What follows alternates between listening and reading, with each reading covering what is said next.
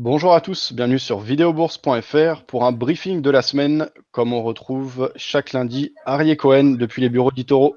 Salut Fabien, bonjour à tous, bonne semaine de trading. Alors, une semaine dans laquelle il y a quand même des choses à dire. Ce ne sera pas une semaine majeure au niveau des attentes, mais il y a plein de petites choses à dire. Je pense que tu veux commencer par les crypto-monnaies. Chez Itoro, vous avez du nouveau parce qu'il y a eu l'ajout de deux crypto-monnaies la semaine dernière. Exactement, donc comme tu l'as dit, une semaine qui selon moi devrait être assez calme, mais avec tout de même quelques points intéressants qui ressortent. Donc déjà du côté des cryptos, comme tu l'as précisé, Itoro a lancé donc deux nouvelles cryptos, d'accord, et pas n'importe lesquelles, Stellar et Neo, donc deux cryptos avec des market cap relativement importants qui restent dans le top 10. Donc ça a été une demande assez importante de la part de nos clients. Donc voilà, c'est désormais chose faite. Stellar qui coûte à peu près 35 centimes et Neo, elle, 125 $. Donc elles sont désormais disponibles chez Itoro et nous comptons donc désormais 9 crypto-monnaies à notre panel d'instruments désormais pour trader les cryptos. Ok, qu'est-ce que sont ces crypto-monnaies? Neo, je crois que c'est très populaire en Asie et en Chine. Exactement, Neo, il est appelé un petit peu l'Ethereum asiatique. Donc voilà, il est très utilisé sur l'Asie. Excuse-moi, Pas de c'est problème. c'est très utilisé, il est beaucoup utilisé en Asie. Il y a eu d'ailleurs même à leur départ différents partenaires avec des grosses sociétés asiatiques. Et voilà, ça se stabilise bien. Il y a encore quelques mois, on était à peine à quelques dollars. Il y a eu vraiment une flambée. Il y a eu d'ailleurs même des changements de nom. Au départ, ça a changé déjà, je crois, trois fois de nom. Au début, c'était je me souviens plus de son nom au départ, mais c'est passé par Gas et ensuite Neo, mais il a déjà eu un premier nom. Ah, c'était les Ants, ANS. Et donc voilà, c'est une société quand même relativement stable avec un bon produit. Et pour tout ce qui est de Stellar également, j'ai pas encore énormément d'informations à ce niveau-là, mais comme je le disais, le point vraiment important, c'est que Utoro n'introduit pas n'importe quelle crypto. On a tendance, en général, si déjà d'ajouter des nouvelles cryptos, on va surtout se baser sur les fortes, dont Stellar, c'est plus de 6 milliards de dollars de market cap. Neo, d'ailleurs, est déjà au-dessus, est à 8 milliards, donc c'est la septième et la huitième et la huitième plus grosse capitalisation boursière en termes de crypto. Ok, et est-ce que ça dépend d'Ethereum ou c'est complètement indépendant? Parce qu'il y a beaucoup de crypto-monnaies qui se lancent maintenant qui sont indexées sur, enfin qui sont de base sur le même protocole qu'Ethereum. Est-ce que c'est le cas aussi de celle-ci ou non, elle est complètement indépendante? Alors, complètement indépendante, comme tu l'as dit, il y a énormément de cryptos. C'est surtout en général les plus petites qui ont besoin justement d'être supportées par une crypto plus importante. En général, c'est ou face au Bitcoin ou face à l'Ethereum. Mais dans le cas de Stellar et Neo, on peut également trouver donc des croisés avec Bitcoin et Ethereum, mais elles sont également disponibles directement face au dollar américain. Ok. Et bah moi, c'est vrai que jusqu'à maintenant, surtout l'année dernière, quand Itoro lançait une crypto-monnaie, quelque part, pour moi, c'était presque un signal, parce qu'on sait que jusqu'à maintenant, en tout cas, l'évolution des crypto-monnaies est assez corrélée à la demande et l'engouement, le buzz, on va dire, qu'il y a autour d'un projet, etc. Ceci dit, maintenant que le marché est plus mature, est-ce que tu penses que ce genre de phénomène va continuer ou qu'on va maintenant avec justement vous en proposez neuf, donc on n'est plus dans seulement quelques crypto-monnaies. Est-ce que ce phénomène peut continuer à ton avis? Clairement, ce phénomène, je pense, clairement peut continuer. Alors, de là à dire qu'eToro a un impact direct sur le marché des cryptos, je ne saurais pas y répondre malheureusement. Mais oui, nous on voit clairement que dès le moment où on lance un nouveau produit, on lance une nouvelle crypto, les clients, je ne vais pas dire se jettent dessus, mais on sont clairement intéressés puisque de base, lorsqu'on en ajoute, c'est suite à une forte demande de nos clients. Donc ça a été le cas, on l'a ajouté et on compte également continuer en fonction des demandes. Et bien sûr, il faut avant tout, parce que le fait de lancer une nouvelle crypto, c'est pas quelque chose de si simple que ça, d'accord. Chaque crypto qui est acheté via Utoro est bien sûr acheté face à d'autres fournisseurs. Justement, donc il nous faut un minimum de liquidité et dès le moment où on lance un produit, on a énormément de demandes. Donc forcément, il faut trouver suffisamment de liquidité en même temps sur le marché. Donc avant de lancer une crypto, c'est pour ça que ça nous prend quand même pas mal de temps pour fournir le maximum de contrats pour nos clients. Ok. À propos des cryptos, il y a donc eu le Venezuela qui a lancé sa crypto-monnaie. Tu étais venu nous en parler il y a quelques semaines. C'est fait, le Petro est disponible. Et comment ça s'est passé? Est-ce qu'ils ont levé beaucoup de fonds? Est-ce qu'il y a eu de l'intérêt? Alors, le Petro est, comme j'avais dit, allé être lancé en plusieurs phases, d'accord. Et la première phase dans laquelle nous sommes toujours, c'est la phase uniquement pour les grosses sociétés, d'accord. C'est-à-dire que le Petro n'est pas encore disponible pour le grand public. Donc, il y avait une date, je pense que ça devrait être d'ici quelques jours, d'ici 10 ou 12 jours, le Petro devrait pouvoir être lancé. Alors, je ne pense pas que pour l'instant il sera proposé chez eToro, mais pour le grand public, ça devrait être fait assez rapidement. D'ailleurs, Nicolas Maduro, le président vénézuélien, a déjà fait allusion à l'arrivée d'une potentielle nouvelle crypto. D'accord. Donc, vous savez, le Petro est supporté par les cours du pétrole vénézuélien et il parle désormais peut-être même d'une nouvelle crypto, mais cette fois-ci sera supportée par les réserves d'or du pays. Donc ça pourrait Ok. également être intéressant. C'est vraiment un pays qui a clairement une vision dans la blockchain, dans la crypto, et un des premiers pays qui avance concrètement. Ouais. Bah ça, c'est vraiment un pas important. Sûr. À propos des cryptos, ouais, bah du coup, de manière plus générale, là, on est toujours loin des niveaux les plus hauts qu'on avait atteints il y a quelques semaines, il y a quelques mois, en décembre notamment. Ceci dit, on stabilise. Toi, comment tu vois les choses? On stabilise.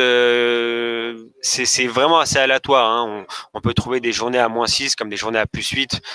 C'est vraiment en ce moment, c'est un jour oui, un jour non. Mais ce qui est intéressant, c'est que ça se stabilise. Ça reste sur des zones de prix assez intéressantes. Il y en a une quand même qui se détache un petit peu de toutes ces derniers jours. C'est le Litecoin. Le Litecoin qui arrive quand même à mieux rebondir que les autres cryptos, qui, en termes d'analyse technique même, pourrait potentiellement déjà s'être retournée et peut-être même déjà être sortie de sa tendance baissière qu'elle pouvait avoir. La zone importante qu'on devait suivre, c'était les 190 $. Donc ça a été cassé la semaine passée. Ça pourrait nous apporter de belles choses et pourquoi pas donc dans un premier temps la zone des 230 dans laquelle nous sommes actuellement, et par la suite 280 $. Ok. Et comment on explique cette bonne santé du Litecoin? Il y a des raisons particulières? Je n'ai pas trouvé de raison particulière, peut-être simplement une appréciation par rapport à d'autres. N'oubliez pas que le Litecoin est également libellé en dollars, donc pas forcément obligé d'avoir de l'Ethereum ou du Bitcoin pour pouvoir en acheter. Il n'y a pas de raison précise. Après, on peut voir également des décollages d'autres tels que Stellar. Le jour où nous l'avons lancé chez eToro, le lendemain, la crypto prenait plus de 11%. Donc, bien sûr, depuis, elle a eu le temps de les reperdre. Mais voilà, je pense que chaque crypto a sa journée ou à sa semaine dans le mois. Et c'est vrai que la crypto phare est la plus performante depuis le mois de février, malgré des baisses sur l'ensemble du marché. Ça reste comme Litecoin qui arrive tout de même à progresser. Ok, tu me parlais d'une chose, c'était une grande plateforme. Je ne me rappelle plus du nom de cette dernière, CoinFeld, mais ok. voilà. Et elle a pour CoinFeld, ambition de devenir le plus gros courtier du monde, c'est ça que tu me disais? exactement, elle a pour ambition de devenir le plus grand courtier du monde en termes crypto. C'est ce qu'a annoncé leur CEO cette semaine. Donc, c'est une plateforme pour crypto pour les clients canadiens. D'accord. Elle nous a d'ailleurs informé il y a à peine quelques jours c'était hier même, qu'elle comptait lancer dans les prochains jours le Ripple. D'accord. Qu'elle ne propose pas encore sur sa plateforme. Donc, le Ripple qui sera proposé face au Bitcoin, mais également face au dollar canadien, donc une première. Donc ça pourrait encore augmenter un petit peu la demande sur le Ripple et pourquoi pas voir le Ripple grimper, qui lui-même vraiment a du mal à casser et est resté au-dessus de ces 1 $. On avait réussi à passer au-dessus, mais il a visiblement quand même pas mal de mal à y rester au-dessus. Hein. On était resté pendant quelques jours. On repasse désormais à 90 centimes. En termes d'analyse technique, le point important sur le Ripple à surveiller sera des 1,30 $ avant éventuellement d'espérer pouvoir entrevoir un retournement et aller chercher plus haut. Ok. Pour passer à une autre classe d'actifs, les actions, au niveau de la semaine, on attend notamment le premier discours de Jérôme Powell face au Congrès américain. Est-ce que ça va être important? Oui, clairement, ça sera important. Jérôme Powell, le nouveau président de la Fed, il sera auditionné par les parlementaires américains mardi. Donc, les questions classiques, hein, la situation économique et les perspectives monétaires. Bien sûr, on sera à l'affût d'informations concernant les hausses des taux, d'accord, qui sont désormais quasiment faites pour cette année 2018. Mais la vraie question sera combien de hausses il y aura cette année. Donc voilà, il faudra être attentif ce mardi concernant ce discours. On reste du côté marché-action, donc les indices qui repartent dans le vert depuis le début de l'année, que ce soit les indices européens, dont le CAC, mais également les Américains, qui ont eu un mois de février pas si simple que ça, mais qui repartent dans le vert. Alors une petite hausse, hein, le CAC, grâce à sa légère hausse de 0,15% durant la dernière journée, donc vendredi, a réussi désormais à passer en territoire positif pour l'année 2018. Idem pour les Américains. Et encore une fois, voilà, il faudra être patient et attendre des informations supplémentaires concernant le rythme des hausses des taux d'intérêt aux États-Unis pour voir si ça continue dans cette direction. Côté action, publication cette semaine en Europe, on aura des mercredis, enfin en France plutôt, des mercredis, on aura les publications de Carrefour jeudi et Silor et Lafarge Holcim pour vendredi. Donc on reste tout de même aussi dans une période de publication trimestrielle, donc qui nous permet de voir quand même de jolies hausses sur certaines actions. Ok, par rapport à justement, alors tu dis là, on se porte mieux sur les indices. On a eu un petit coup de frayeur en février, au tout début du mois. Là, désormais, on s'est bien repris et on repasse en positif sur l'ensemble de l'année. Donc vraiment, pas de crainte. Je crois qu'aux États-Unis, c'est encore, on a quasiment retracé entièrement le mouvement. Ceci dit, cette crainte était apparue par rapport au relèvement de taux. Et justement, ce discours de Jérôme Powell qui aura lieu demain à 14h30. Alors, soit il va être très consensuel, on va pas en savoir beaucoup plus, mais honnêtement, je pense sincèrement que son discours de mardi ne fournira pas forcément plus d'informations sur le nombre de hausses qu'il y aura cette année. Je pense que ce sera un premier discours assez simple sur la situation économique globale. Alors bien sûr, il sera obligé d'évoquer les questions sur les hausses des taux, puisque ils lui poseront la question, d'accord, c'est ce que tout le monde attend, mais je ne pense pas qu'on aura de vraies informations supplémentaires, en tout cas pas ce mardi. Ok. Les actions, tu me disais tout à l'heure que vous avez ajouté une cinquantaine d'actions allemandes chez eToro. Exactement, ce week-end, nous avons introduit, donc toujours dans la même perspective, d'ajouter de nouveaux instruments comme on le fait avec les cryptos, mais pas seulement. Donc d'ailleurs, voilà, ce week-end, dimanche, très précisément, nous avons introduit 50 nouvelles actions chez eToro, 50 actions allemandes, d'accord, supplémentaires. Donc pour les chercher, il faut tout simplement aller sur les marchés allemands, actions, la bourse de Francfort, et vous verrez donc la totalité des actions. Vous trouverez donc différentes actions, dont par exemple Hugo Boss qui a été ajouté. Ok, je mets le lien de téléchargement si vous voulez tester la plateforme d'eToro, les conditions de trading et ses nouvelles offres. Parmi les nouveaux produits, il y avait le fonds CRISPR Tech. Tu m'en avais parlé quand on s'était rencontré à Paris.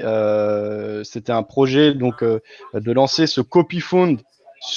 Donc les copy funds chez eToro, c'est des sortes de petits fonds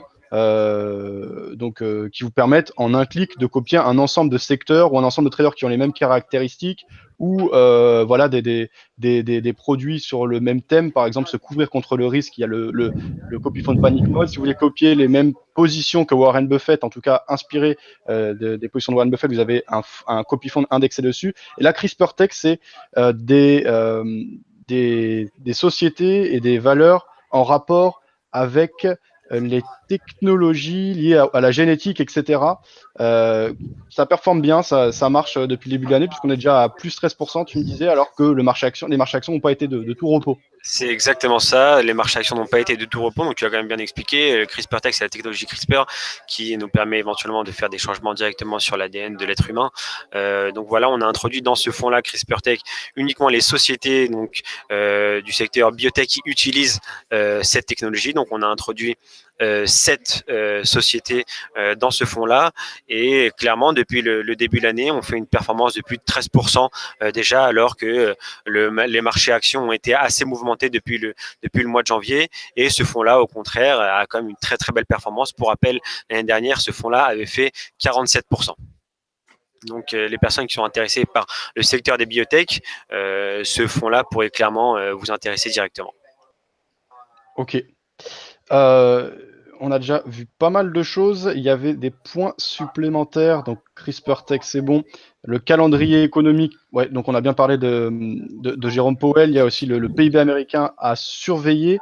Est-ce qu'il y avait d'autres choses dont tu voulais nous parler, Arié? Non, en termes de calendrier économique, donc comme tu l'as dit, mardi, discours de Jérôme Powell, mercredi, le PIB américain, et vendredi, les discours de la Banque centrale d'Angleterre.